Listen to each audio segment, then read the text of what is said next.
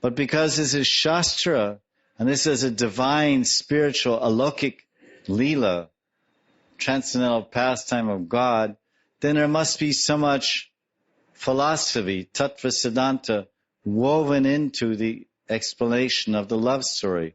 Otherwise, as most people often misconstrue, Krishna's Rasa Leela is the most misunderstood and mysterious Leela of all Bhagavan's Leelas that are available in Shastra or depicted in art and paintings.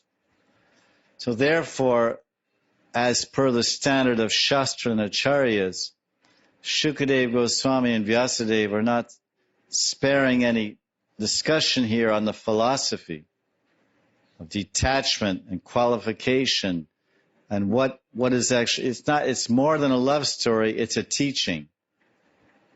It's not just a love story which stirs your emotions and heart in different ways, but it actually stirs your mind in different ways, and it's supposed to stir and change your consciousness in different ways where you become gopi-like. You become so detached from Maya and material attachments to this world, family, friends, name, shame, ashram dharma, varna dharma, deha dharma, detached and from everything except Krishna. This is what the gopis are teaching. Although they're the greatest lovers, but they're the greatest yogis.